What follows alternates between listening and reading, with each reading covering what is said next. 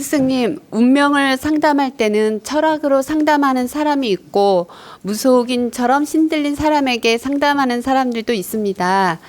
어떤 분의 말을 더 믿어야 할지 때로는 혼란스럽기도 합니다. 그 차이점이 무엇인지 설명해 주십시오.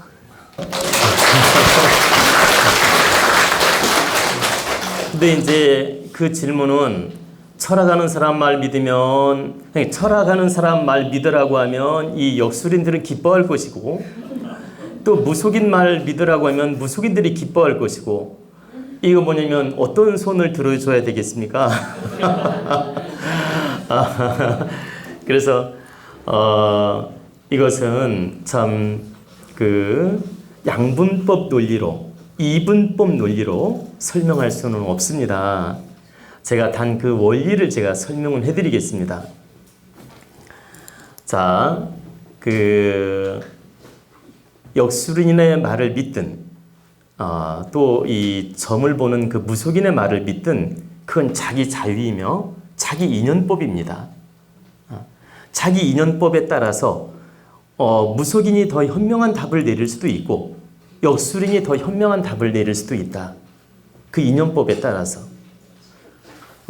그렇기 때문에 어떤 분의 말을 100% 믿으라, 믿지 마라 이렇게 단정적으로 말할 수는 없다는 얘기입니다. 단 내가 이제 원리를 말씀드린다고 했는데 이 역술하는 사람들은 동양철학, 사주 명리학, 소위 추명학을 공부를 해서 논리적으로 그 운명을 풀어나가는 게 바로 역술인이고 바로 철학인이고 무속인들은 갑자기 조상신이 내리든 동자신이 내리든 어떤 어떤 그 선대에 어떤 서인이 내리든 이런 그 신의 기운을 받아가지고 점을 치는 것, 즉 신의 힘을 빌려서 점을 치는 게 무속인 아닙니까? 근데 여기서 이제 하나만 제가 좀 그 여기 계신 분들한테 좀 팁을 드리면 사주 명리학이라는 것은 우리 인생의 지도입니다. 평생을 가르치는 지도예요. 그러니까 사주 8글자가 있고 대운이라는 게 있습니다. 그러니까 이렇게 10년, 20년, 30년 10년, 20년, 30년, 40년, 50년, 60년, 70년, 80년 이렇게 흘러가는 운이라는 게 있어요. 그러면 사주 명리학이라는 건 오랜 역사를 가지고 있고 그 사주 8글자가 그 운을 타고 얼마만큼 잘 살 수 있는지 또 얼마만큼 어려움이 있는지 그 그림이 그려져 있습니다. 그러니까 인생에 바로 설계도가 나와 있다. 그렇기 때문에 이 사주 명리학을 정확하게 공부를 하게 되면 100% 그 사람 잣대에 맞게끔 완벽하게 말은 못 해줄지라도 큰 모순은 범하지 않을 수 있고 큰 실수는 안 할 수 있다. 왜 그러냐면 그 설계도를 정확하게 분별해서 설명을 하다 보면은 운명의 큰 틀은 맞게 되기 때문이에요. 그러니까 정확하게 공부를 한 사람이라면 어중이 떠중이 뭐냐면 봉사 문고리 잡는 식으로 공부한 사람 말고요. 예, 정확하게 이 명리학을 공부한 분이라면 인생 설계도를 정확하게 알 수 있기 때문에 큰 모순을 범하지 않는다. 물론 완벽할 수는 없어요. 이 또한. 그러나 큰 틀은 잡아갈 수 있다. 근데 무속인인 경우에는 신발이 동할 때 아주 맑은 기운이 동할 때 아주 사심없이 그 신이 와가지고 영빨이 동할 때 이때는 아주 정확하게 찝어서 잘 맞출 수도 있고 운명을 잘 점칠 수가 있습니다. 근데 조금 풀어먹다 보면 욕심이 생기고 사심이 생기고 좀 기운이 탁해지게 되면 그 신은 떠나게 돼요. 떠나게 됐는데 그분은 계속 점을 치고 있어요. 어떻게 점을 치느냐? 이제 신이 왔을 때 점치는 습관을 배웠어요. 이제 사람을 다루는 법도 배웠고 그러니까 이런 거죠. 한 5년, 10년 신기가 와가지고 잘 풀어먹다 보니까 인생도 알고 사람들의 습관도 알고 어떤 스타일도 알아요. 그러니까 신이 떠났는데도 이제 그때부터는 반은 눈치고 반은 때려잡히고 이런 식으로 점치는 분도 꽤 많이 있다. 이건 무속인들이 들으면 조금 기분이 언짢을지 몰라도 사실입니다. 그래서 현재 정말 신기가 내려서 제대로 상담을 하는 분도 있고 신이 떠났는데도 흉내를 내는 분이 태반으로 많다. 왜 그러냐? 이 신이라는 건 늘 그 사람이 한 번 받았다고 해서 영원히 무당될 수 없고 영원히 영검할 수가 없다라는 거예요. 이 신이라는 것은 그 상대 기운이 탁해지거나 상대 영혼이 그 무속인을 말하는 겁니다. 그 무속인이 탁해지거나 욕심으로 가득 차게 되면 언젠가 떠날 수 있다. 그러면 3년 아주 영혼이 역할을 잘하다 떠날 수도 있고 그 신이 한 10년 역할을 잘하다 떠날 수도 있다라는 거죠. 근데도 이제 이분은 그 하던 습이 있기 때문에 일은 해야 될 거 아닙니까? 그래서 그런 경우가 많이 있다. 그래서 제가 이제 말씀드리고 싶은 건 철학이 더 영검하고 무속인이 더 영검하다 이렇게 말할 수는 없다라는 거죠. 그 사람 능력과 인연 따라서 역술인이 더 현명하게 말할 수도 있고 무속인이 더 현명하게 말할 수도 있다. 이것은 누가 더 잘한다고 단정지어 말할 수는 없다라는 거죠. 그러나 이 명리학이라는 건 깊이 있게 공부를 하면 기본 틀을 알 수 있기 때문에 큰 모순을 범하지 않으면서 운명을 설할 수가 있고 무속인이라는 것은 신이 내려서 잘 풀어갈 때는 좋지만 그 기운이 떠버릴 때는 사실은 바르게 상담하는 법을 알지 못하면서 하는 것이다. 그래서 역술인을 찾든 무속인을 찾든 그 또한 자기 인연법이며 자기 스스로 분별을 잘 해야 된다 이 뜻입니다. 그리고 이제 또 하나는 이 무속인들이 제 강의를 들으면 조금 언짢아 할 수 있습니다. 그러나 무속인들이 제 강의를 듣는다면 좀 참여하고 반성하시라고 제가 한 말씀 드리는 겁니다. 무속인들이 담배를 많이 피고 술을 많이 먹고 이렇게 담배를 많이 피는 무속인이 있어요.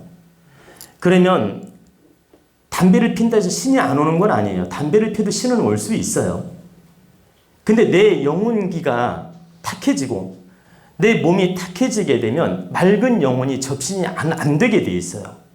나한테 접신한 영혼도 탁한 영혼이 접신이 된다.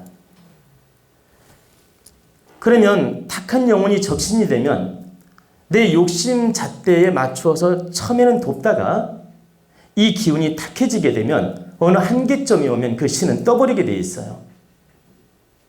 절대적으로 그 탁한 몸주 신한테 붙어 있지 않는다.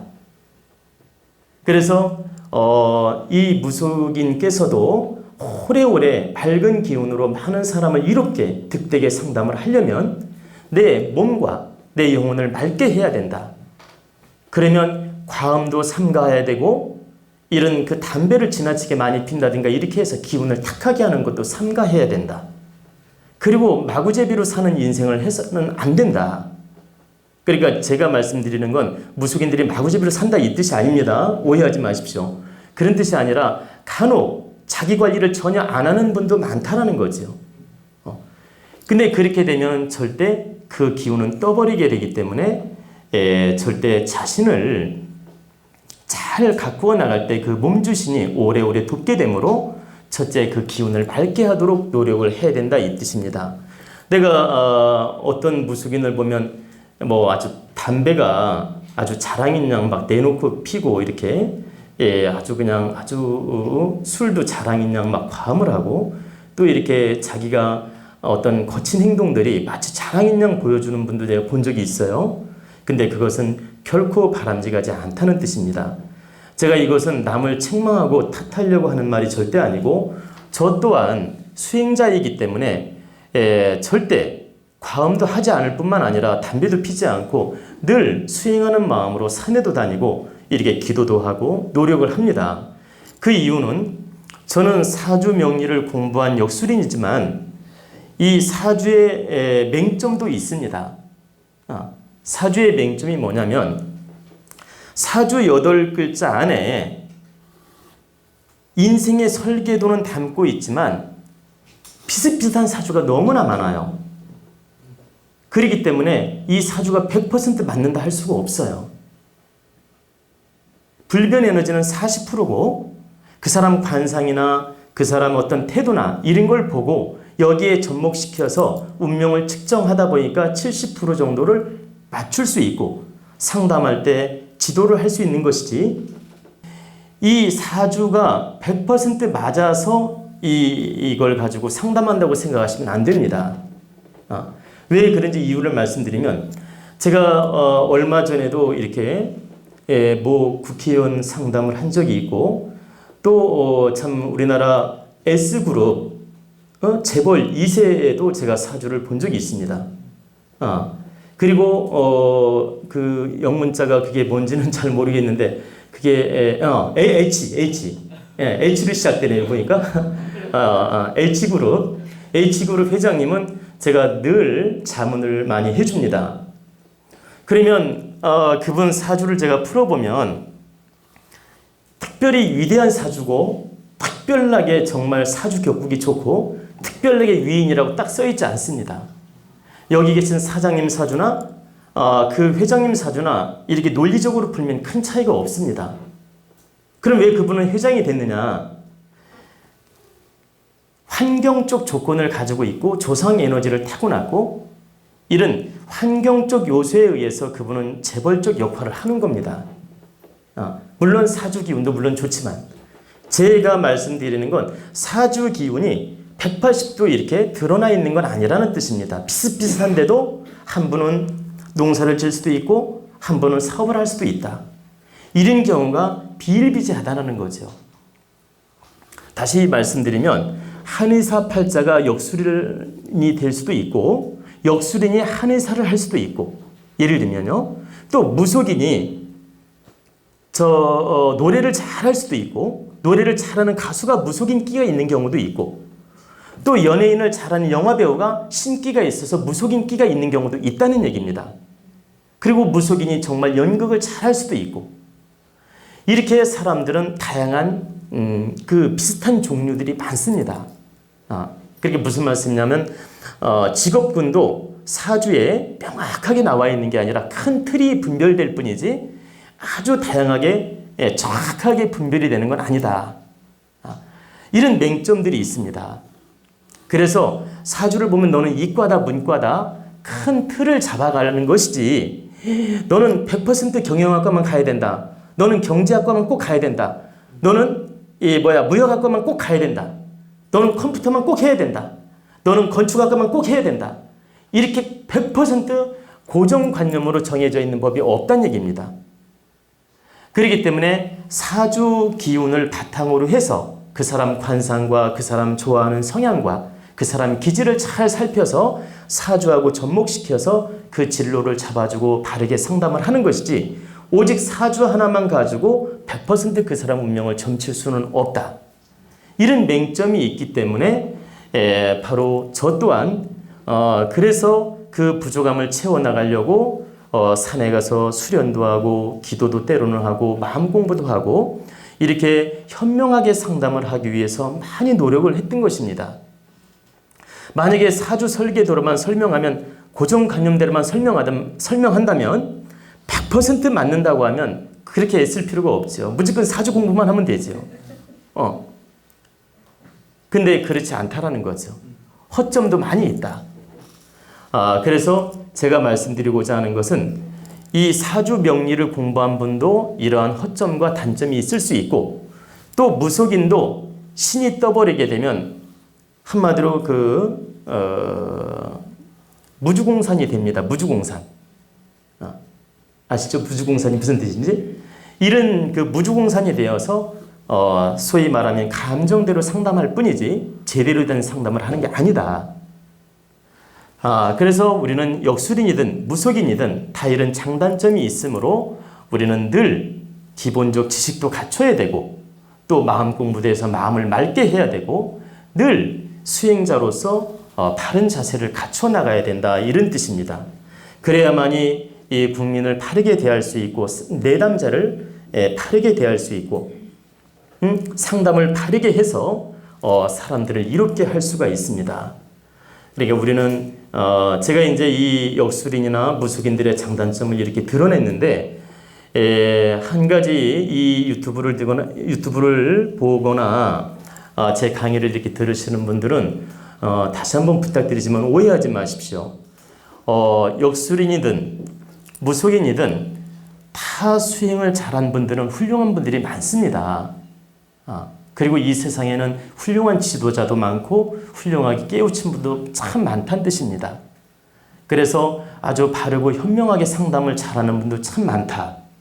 저는 그런 분들을 지금 두고 한 말이 아니라 일부 부족한 분들을 깨우치라고 제가 단점도 말씀을 드린 것이지 다 무속인이 문제가 있고 역술인이 다 문제가 있다, 이런 뜻으로 말씀을 드린 게 아니라는 겁니다. 그래서 저 또한 상담하는 사람이지만 늘 부족함을 느낍니다. 하루에도 이렇게 상담을 하면서 많이 반성하고 많이 깨우치고 내가 이 부분이 참 부족했구나 이렇게 하면서 늘 반성하고 깨우칩니다. 그리고 후회할 때도 많고. 그래서 저녁에 상담 끝나고 나서 밤잠을 못 이룬 적도 많이 있었습니다. 왜 그러냐? 내가 상담한 분이 가가지고 혹시나 상처를 받지 않았을까? 혹시 이걸 잘 이해를 잘못했으면 어쩔까? 그러니까 제가 좋은 뜻으로 말을 해줬는데 이걸 곡해하거나 잘못된 방법으로 이해를 하면 어떻게 할까? 그리고 이걸 마음에 두고 큰 상처가 되면 어쩔까? 이런 고민을 할 때가 많이 있습니다. 그래가지고 가끔은 제가 전화번호를 찾아서 전화해 줄 때도 있습니다. 오해하지 말라고. 그리고 역술인이나 무속인한테 다시 한번 한 말씀 드리고 싶은 건 우리들의 말은 이 손님들한테, 이 내담자한테 마치 칼과 같아요. 그게 한마디가 큰 상처도 될 수 있고 그 병을 치료하는 하나의 약이 될 수도 있다. 그렇기 때문에 우리는 책임감을 가지고 바르게 상담을 해야 되며 노력하는 자세를 가져야 된다, 이 뜻입니다. 아시겠죠?